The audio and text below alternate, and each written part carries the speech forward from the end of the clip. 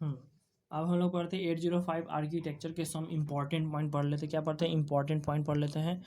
Important point है और इसके बारे में इसके बाद हम हर चीज़ को अच्छे अच्छे से एक्सप्लेनेशन करेंगे बाद में। फिलहाल अभी हम सब कुछ जो होता है ना इंपॉर्टेंट पॉइंट क्या क्या है उसको हम देख लेते हैं।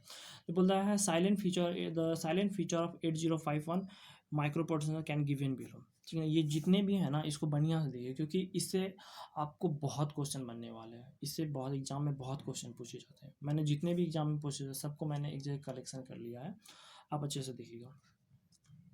पहला पहला पढ़ते हैं। ये 8 बिट सीपीयू यानी 8085 माइक्रो कंट्रोलर जो होता है उसमें 8 बिट का सीपीयू होता है।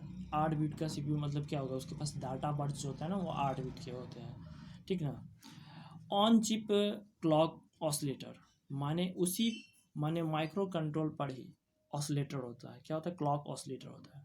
फिर देखो 4 KB of internal program memory जो होता है ना, देखिए एट देखो जिसको रॉम बोलते हैं, जैसे इसको कोड मेमोरी भी बोलते हैं। इसको क्या बोलते हैं? कोड मेमोरी बोलते हैं, रॉम भी बोलते हैं और प्रोग्राम मेमोरी भी। कितने? 4 KB का। तो यही देख लेते हैं 8051 होता है, एक वो होता है 8052 होता है। ठीक ना? अगर इसमें रोम देखा जाए, रोम कितना था? इसको 4 KB का होता है, 4 KB का होता है, 4 KB। अगर इसमें देखें केबी का होता है, इसमें कितना? 8 KB का होता है। 4 KB का इंटरनल रोम होता है, ये हो गया। 128 बाइट का इंटरनल रैम यानी रैम होता है। रैम कितना होता है? 8051 128 बाइट का होता है। इसमें क्या होता है? 256 बाइट का होता है। ऐसे इसको है ना इतने एक दिन हम इतना अच्छा ट्रिक बताएंगे ना कि आपको कभी याद करने की जरूरत ही नहीं पड़ेगी। बहुत ईजी है। कभी इसको 8051 8025 फिर हो जाएगा। फिर बहुत सारे पिन हैं जो आपको याद नहीं कर पा, हम बहुत ही अच्छा सा ट्रिक बताएंगे।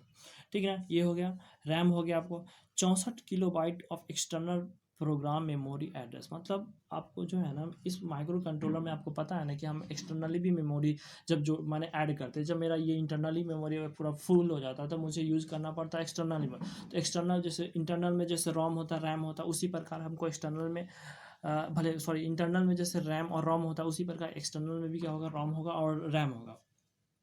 तो इसमें हम कितने? अब ये एक बार इसरो में ये पूछा गया है, ये पूछा गया है 2016 के इसरो में ये पूछा गया है कि आप माइक्रो प्रोसेसर में एक्सटर्नली कितने बाइट का रोम ऐड कर सकते हो। तो देखो 64 बाइट का हम एक्सटर्नल प्रोग्राम मेमोरी ऐड कर सकते हैं और 64 KB का हम डाटा मेमोरी इस एड्रेस माने ऐड कर सकते हैं एक्सटर्नली।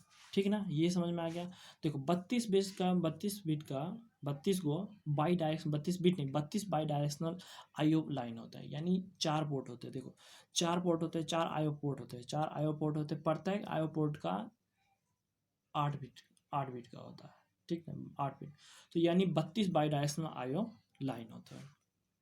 बोलता है can be use as a उनका 4 8 बिट पोर्ट या 32 इंडिविजुअली एड्रेस आईओ लाइन। ठीक ना? 16 बिट का जो होता है 16 भले 2 को 16 बिट टाइमर और काउंटर होता है T0 एंड T1। 2 को क्या होता है? 16 बिट का टाइमर एंड काउंटर होता है। Full duplex series data receiver and transfer, इसमें जो होता है फुल डुप्लेक्स सीरीज यूज करती है। ये भी पूछा हुआ क्वेश्चन है। ठीक है ना? माइक्रो ये भी इसरो के इस बार हाल फिलहाल 2020 में हुआ है, 2020 में, उसमें फुल डुप्लेक्स से आया था 805 में। कौन सा सीरीज है? तो फुल डुप्लेक्स है। तो full duplex series data receiver and transmitter use करता है। 4 रजिस्टर बैंक होते हैं। 4 register bank will be 8 register in each bank, मतलब 4 रजिस्टर बैंक होते हैं। प्रत्येक बैंक में जो होता है ना वो आपको 8 रजिस्टर होते हैं। वो हम आपको दिखा देते हैं, ऐसे भी सबको भरना है।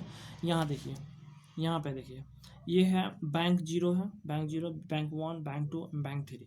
इसमें देखिए यहाँ तक है बैंक 1 यहाँ से। तो इसमें क्या है? 0 से R7 तक पूरा जो है ना भरा हुआ है, माने रजिस्टर 1 0 रजिस्टर 1 2 3 4 ऐसे करके पूरा रजिस्टर भरा हुआ है। बैंक 0 इसी प्रकार बैंक 1 में भी इसी यही होंगे रजिस्टर, इसी टाइप के रजिस्टर इसमें भी होंगे। ठीक हुआ? 4 रजिस्टर होगा तो 4 register bank will be 8 register in each bank.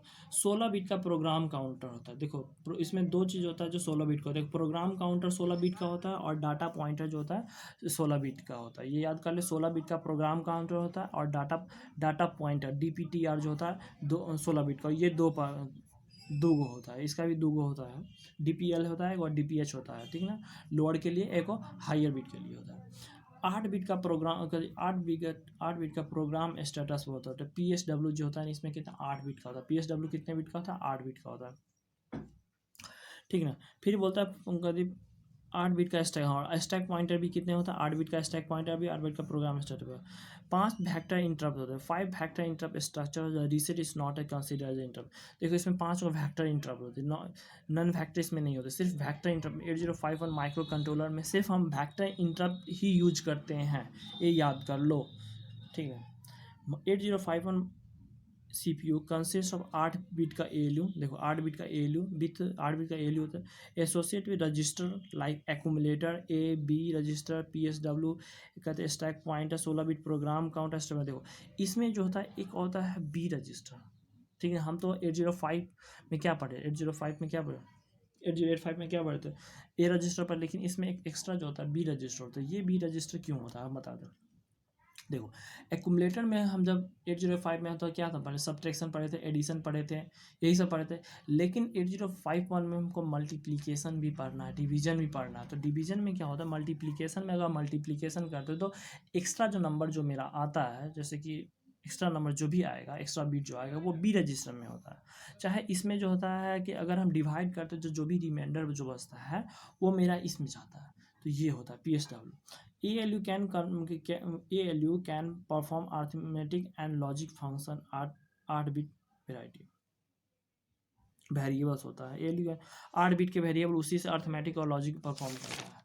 अब एक ये देखते हैं, देखो यहाँ पे बोलता है 80, यहाँ पे बता रहा है कि 8051 has 128 bit of internal RAM. Internal RAM कितना होता है 128 बिट का इंटरनल डिवाइड। ये क्वेश्चन पूछा हुआ है कि 128 बिट का इंटरनल रैम होता है, उसको डिवाइड किया गया है, 3 पार्ट में डिवाइड किया।